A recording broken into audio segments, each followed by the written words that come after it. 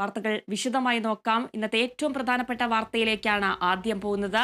കേരള സർവകലാശാല രജിസ്ട്രാറുടെ സസ്പെൻഷനിൽ പോരുമുറുകുന്നു. KS അനിൽകുമാർ രജിസ്ട്രാറായി വീണ്ടും ചുമതലയേറ്റതിൽ VCക്ക് അതൃപ്തി.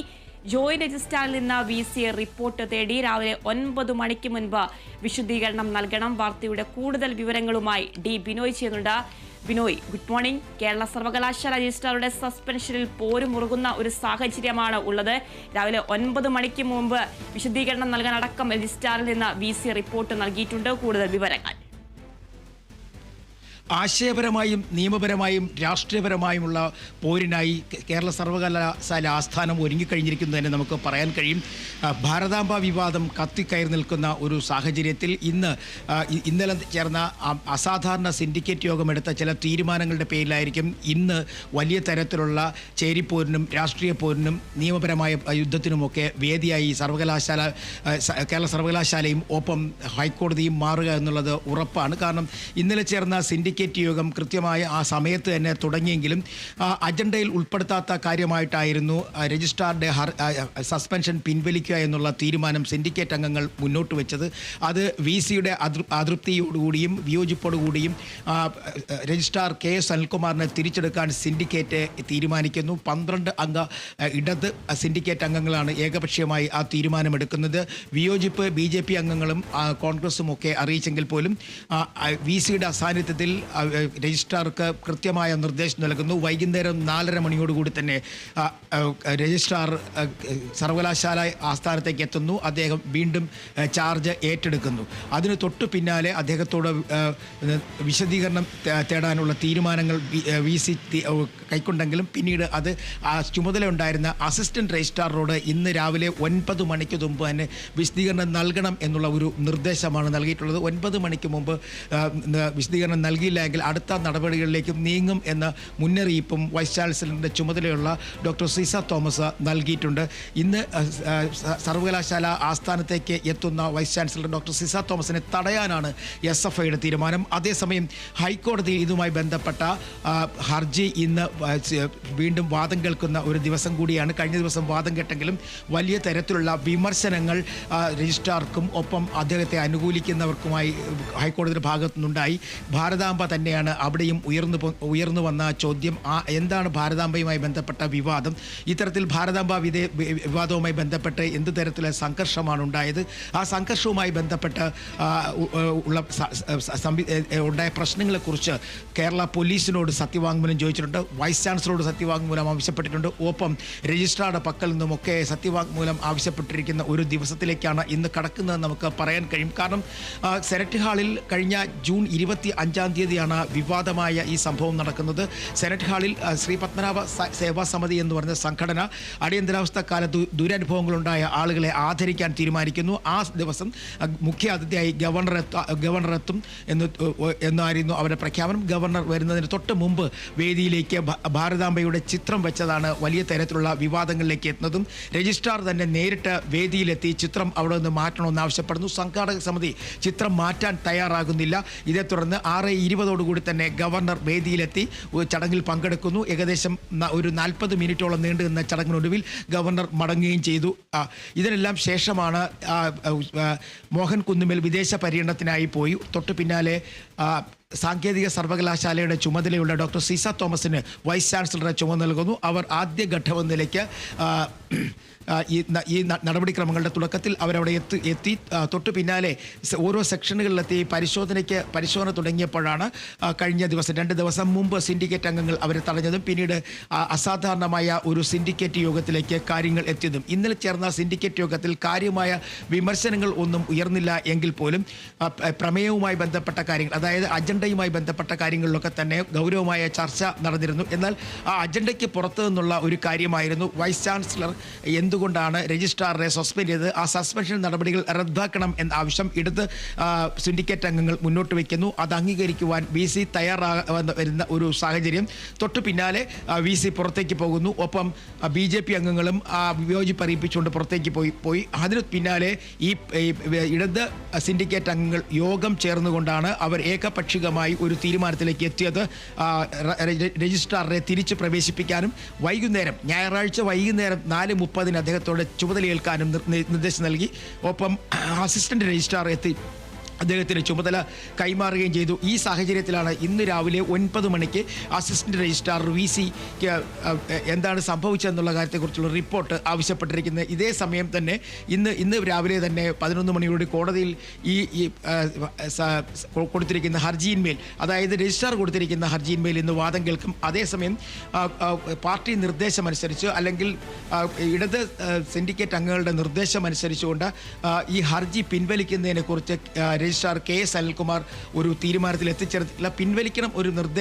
പിൻവലിക്കണമെന്ന നിർദ്ദേശം KS അനിൽകുമാർ നൽകിയിട്ടുണ്ട്. അത് അദ്ദേഹം പിൻവലിക്കുമോ ഇല്ലയോ എന്നുള്ള കാര്യങ്ങളൊക്കെ അല്പസമയത്തിനുള്ളിൽ തന്നെ നമുക്ക് അറിയാൻ കഴിയും. എന്തായാലും കേരള സർവകലാശാല ഇന്ന് വലിയ സമരങ്ങളുടെ വേദിയായി മാറും എന്നുള്ളത് ഉറപ്പാണ്. ഏതെങ്കിലും കാരണവശാൽ വൈസ് ചാൻസലർ ഡോക്ടർ സിസ തോമസിനെ SFI പ്രവർത്തകർ തടഞ്ഞു കഴിഞ്ഞാൽ അത് സംഘർഷത്തിലേക്ക് നീങ്ങും. കാരണം പോലീസ് സുരക്ഷയോടുകൂടിയായിരിക്കും അവരെത്തുക. കഴിഞ്ഞ ദിവസങ്ങളിലൊക്കെ തന്നെ അവരുടെ വാഹനം തടയുന്നതിന് വേണ്ടി SFI പ്രവർത്തകർ ഒരു നീക്കം നടത്തിയിരുന്നു. ചില സമയങ്ങളിൽ അവർ വാഹനം തടഞ്ഞു പോലീസ് ഇടപെട്ട് SFI പ്രവർത്തകരെ മാറ്റിക്കൊണ്ടായിരുന്നു അവർ സർവകലാശാലയിൽ എത്തിയത്. എന്തായാലും വൈസ് ചാൻസലർ ഇന്ന് സർവകലാശാലയിൽ എത്തും എന്നുള്ളത് ഉറപ്പാണ്.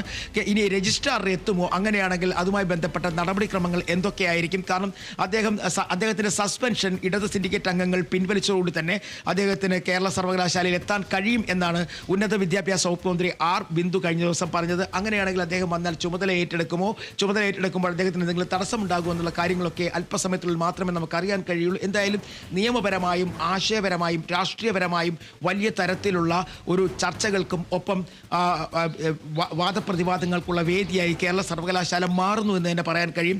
ഭാരതാംബ വിവാദവുമായി ബന്ധപ്പെട്ട് ഹൈക്കോടതി ഉന്നയിച്ച ചോദ്യങ്ങൾക്ക് അല്ലെങ്കിൽ ഹൈക്കോടതി ഉന്നയിച്ച സംശയങ്ങൾക്ക് ഇന്ന് മറുപടി നൽകേണ്ടത് രജിസ്ട്രാറിൻ്റെ പക്ഷവും ഒപ്പം സർവകലാശാലയുമാണ്. കൃത്യമായി ചോദിച്ച 3 ചോദ്യങ്ങൾ, അതായത് എന്താണ് ഭാരതാംബയുമായി ബന്ധപ്പെട്ട വിവാദം, 2 ഭാരതാംബയുടെ ഏത് മതത്തിൻ്റെ ചിഹ്നമാണ്, അത്തരത്തിൽ ഏതെങ്കിലും ഒരു മതത്തിൻ്റെ ചിഹ്നമായി ഭാരതാംബയെ കാണുന്നുണ്ടോ, ഒപ്പം ഇതുമായി ബന്ധപ്പെട്ടുള്ള ആശയങ്ങൾ എന്താണ്, ഇത്തരം കാര്യങ്ങൾക്കൊക്കെ രജിസ്ട്രാർ ഇന്ന് മറുപടി നൽകേണ്ടി വരും, സത്യവാങ്മൂലം നൽകേണ്ടി വരും.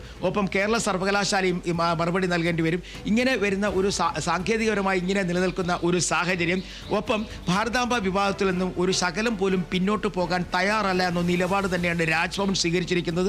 കഴിഞ്ഞ ദിവസങ്ങളിലൊക്കെ തന്നെ രാജ്ഭവൻ ആ നിലപാടിൽ നിന്നും അയയുന്നില്ല എന്നുള്ള വ്യക്തമാക്കി തന്നെയായിരുന്നു ഗവർണറുടെ മുന്നോട്ട് പോക്കും.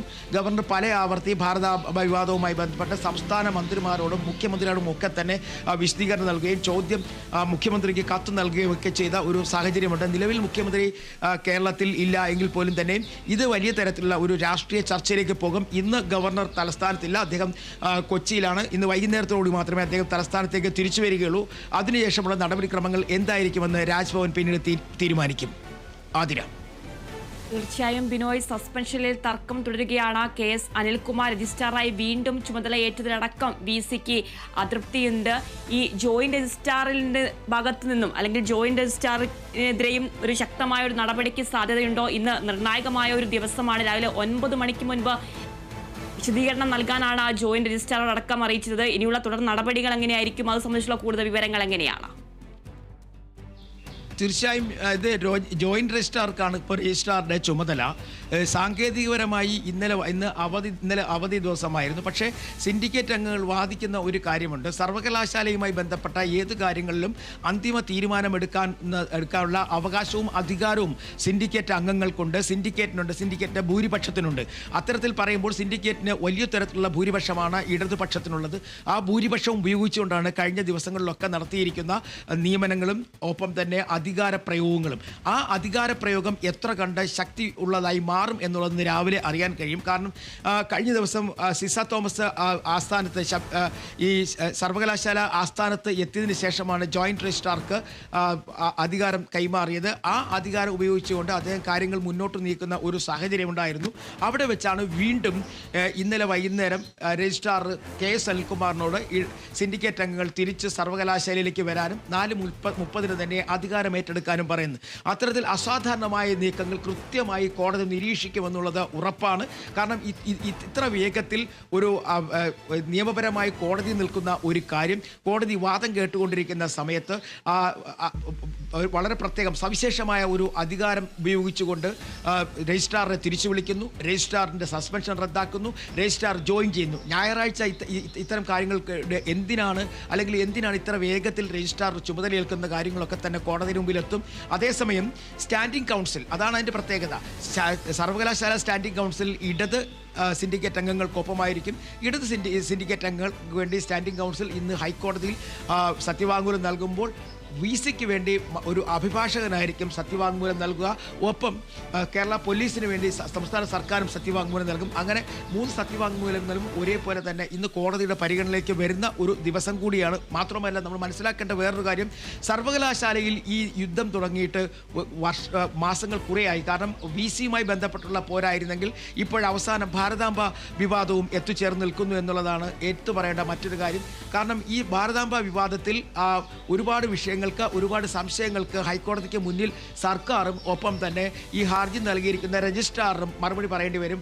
ആ സാഹചര്യം കൂടി കണക്കിലെടുത്തുകൊണ്ടാണ് ഹർജി പിൻവലിക്കാൻ രജിസ്ട്രാർ ഒരു തീരുമാനത്തിലെത്തിച്ചേർന്നിരിക്കുന്നത്. കാരണം സസ്പെൻഷൻ പിൻവലിച്ച സാഹചര്യത്തിൽ പിന്നീട് ഒരു ഹർജിയുമായി മുന്നോട്ട് പോകേണ്ട കാര്യം ഇല്ല എന്നാണ് സിൻഡിക്കേറ്റ് അംഗങ്ങൾക്ക് കഴിഞ്ഞ ദിവസം കിട്ടിയിരിക്കുന്ന നിയമോപദേശം. ആ നിയമോപദേശത്തിന്റെ അടിസ്ഥാനത്തിൽ ഇന്ന് KS അനിൽകുമാർ ഹർജി പിൻവലിക്കുകയാണെങ്കിൽ കോടതി നടപടി എന്തായിരിക്കും എന്നുള്ളതാണ് നമ്മൾ നോക്കിക്കാണേണ്ട ഒരു കാര്യം. അത് മാത്രവുമല്ല, ഏതൊക്കെ തരത്തിലുള്ള സത്യവാങ്മൂലമായിരിക്കും ഭാരതാംബയുമായി ബന്ധപ്പെട്ട് സംസ്ഥാനം സർക്കാരും പോലീസും ഒക്കെ നൽകാൻ പോകുന്നത്. ഇതൊക്കെ തന്നെ വരും ദിവസങ്ങളിൽ വലിയ തരത്തിലുള്ള ചർച്ചയായി മാറാനുള്ള സാധ്യതകളും തള്ളിക്കളയാനാവില്ല. എന്തായാലും സിസ തോമസ് ഇന്ന് സർവകലാശാലയിലെത്തും. 9 മണിക്ക് മുമ്പ് തന്നെ അസിസ്റ്റന്റ് രജിസ്ട്രാർ ഇത് സംബന്ധിച്ച ഇന്നലെ രജിസ്ട്രാർ ചുമതലയേറ്റതുമായി ബന്ധപ്പെട്ട സാഹചര്യങ്ങളെക്കുറിച്ചുള്ള റിപ്പോർട്ടാണ് ചോദിച്ചിരിക്കുന്നത്. ആ റിപ്പോർട്ട് 9 മണിക്ക് മുമ്പ് കൊടുക്കണം. മാത്രവുമല്ല, വിസിയുടെ വാക്കുകളെ അതിലംഘിച്ചുകൊണ്ടാണ് അസിസ്റ്റന്റ് രജിസ്ട്രാർ ഇത്തരത്തിലൊരു നടപടിയിലേക്ക് നീങ്ങിയിരിക്കുന്നത്. ഇതൊക്കെ തന്നെ ചോദ്യം ചെയ്യപ്പെടാനുള്ള സാധ്യതയുണ്ട്. കൃത്യമായും അത് കോടതിയുടെ മുന്നിലേക്ക് എത്തും എന്നുള്ളതും ഉറപ്പാണ്. ആതിര. ശരി ബിനോയ്, കേരള സർവകലാശാല രജിസ്ട്രാറുടെ സസ്പെൻഷനിൽ പോരുമുറുകുന്നു. KS അനിൽകുമാർ രജിസ്ട്രാറായി വീണ്ടും ചുമതലയേറ്റതിൽ വിസിക്ക് അതൃപ്തി. ജോയിന്റ് രജിസ്ട്രാറിൽ നിന്ന് വിസി റിപ്പോർട്ട് തേടി. രാവിലെ 9 മണിക്ക് മുൻപ് വിശദീകരണം നൽകണം.